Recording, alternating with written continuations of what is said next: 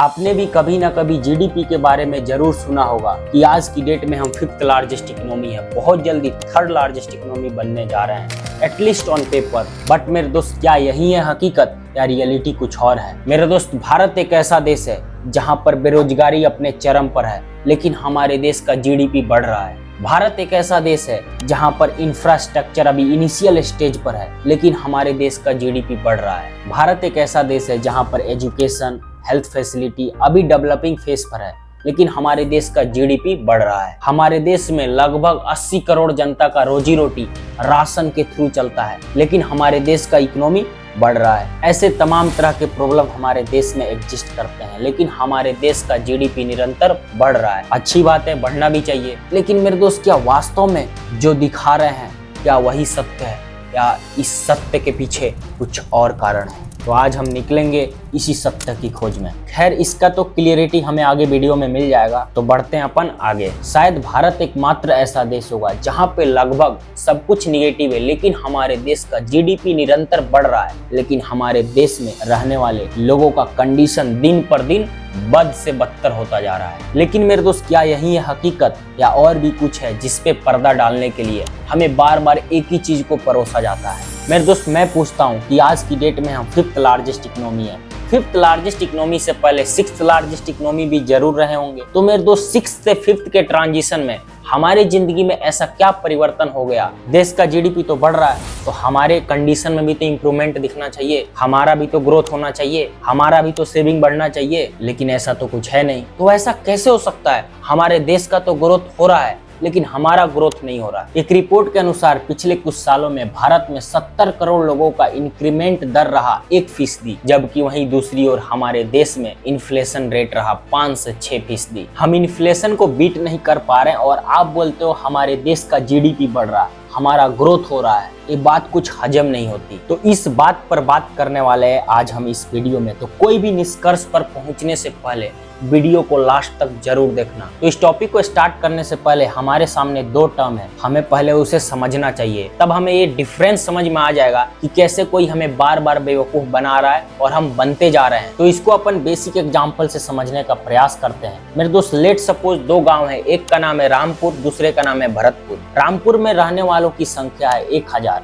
और रामपुर का हर व्यक्ति 100 रुपया अर्न करता है। तो रामपुर का नेट इनकम कितना हुआ? 1 लाख। वहीं दूसरी तरफ भरतपुर, जहां पर रहने वालों की संख्या है 100 और वहां का हर व्यक्ति 500 रुपया अर्न करता है, तो भरतपुर का नेट इनकम कितना हुआ? 50,000। अब इन दोनों गांव में किस गांव का नेट इनकम ज्यादा है? ऑफ कोर्स रामपुर का, क्योंकि रामपुर एक फाइनेंशियल ईयर में 1 लाख रुपए अर्न करता है। वहीं दूसरी तरफ भरतपुर एक फाइनेंशियल ईयर में सिर्फ 50,000 रुपया अर्न करता है। अब देखने में तो रामपुर का जीडीपी बड़ा है, ऑलमोस्ट 2 टाइम्स है भरतपुर के जीडीपी से। बट मेरे दोस्त, किस गांव के लोग एक खुशहाल और लग्जरियस लाइफ स्टाइल को फॉलो कर पाएंगे? ऑफ कोर्स भरतपुर के, क्योंकि भरतपुर का पर व्यक्ति आय है 500 रुपया। वहीं दूसरी ओर रामपुर का पर व्यक्ति आय महज 100 रुपया है। तो आप समझ सकते हैं दोनों गांव के लाइफ स्टाइल में कितना बड़ा डिफरेंस देखने को मिल सकता है। बट ऑन पेपर रामपुर का जीडीपी ज्यादा बोला जाएगा एज कम्पेयर टू भरतपुर। तो मेरे दोस्त, ये अंतर है हमारे देश के जीडीपी में और United kingdom, France, Italy, Canada, जिनको हम पीछे छोड़कर आज की डेट में 5th लार्जेस्ट इकोनॉमी बने हैं। तो आई होप आपको बेसिक आइडिया मिल गया हो कि क्या डिफरेंस होता है GDP of a country and GDP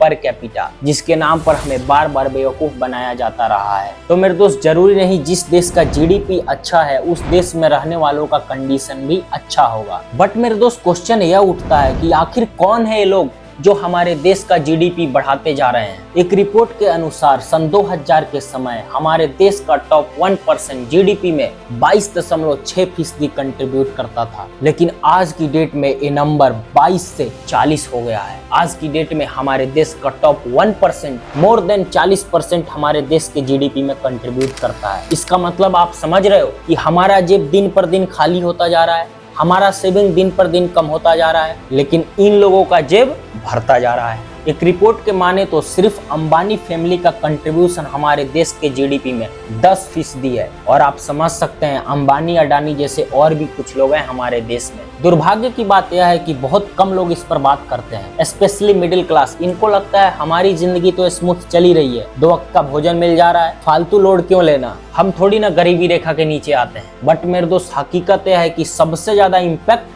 middle class को ही पड़ता है। एक रिपोर्ट के अनुसार इंडिया में हर साल लगभग 6 करोड़ लोग मिडिल क्लास से गरीबी की तरफ शिफ्ट हो रहे हैं। मेरे दोस्त प्रॉब्लम क्या है मिडिल क्लास के साथ, वो अपने बच्चों को गवर्नमेंट स्कूल में भेज नहीं सकता क्योंकि उसे मालूम है यहाँ पढ़ाई छोड़कर सब होता है। वो गवर्नमेंट हॉस्पिटल जा नहीं सकता क्योंकि उसे डर है कि कल का सूरज देखने को मिलेगा कि नहीं। और खाना नमक रोटी तो खा नहीं सकता, उसको एक मिनिमम स्टैंडर्ड तो फॉलो करना ही पड़ेगा। तो आज की महंगाई के दौर में इन सब में इतना खर्चा हो जाता है कि उसके पास सेविंग के नाम पर 0 बचता है। उल्टा जो था वो भी दिन पर दिन कम होता जा रहा है। इंक्रीमेंट के नाम पर मिडिल क्लास इन्फ्लेशन को बीट नहीं कर पा रहा है। ये है हमारे देश का कंडीशन। और हम बात करते हैं हमारे देश का जीडीपी बढ़ रहा है, बट मेरे दोस्त हम इन्फ्लेशन को जीडीपी पर कैपिटा को कंसीडर ही नहीं करते। तो इसके साथ हमें जीडीपी पर कैपिटा और इन्फ्लेशन का ध्यान जरूर रखना चाहिए। हमें सिर्फ जीडीपी ऑफ अ कंट्री से वहां के रहने वालों का कंडीशन का पता नहीं चलेगा। मेरे दोस्त ये है हमारे देश का कंडीशन और हम बात करते हैं हमारे देश का जीडीपी बढ़ रहा है। आपको पता चली गया होगा कि अराउंड 40% जीडीपी में कंट्रीब्यूशन सिर्फ टॉप 1% करता है। तो इससे आपको आइडिया मिल जाना चाहिए कि हमारे देश का बचे हुए 99% लोगों का क्या स्थिति है। आई होप ये वीडियो आपके लिए काम कर रहा हो, वैल्यूएबल रहा हो। तो फिर मिलते हैं किसी ऐसे ही टॉपिक के साथ। जब तक के लिए कीप लर्निंग, कीप ग्रोइंग।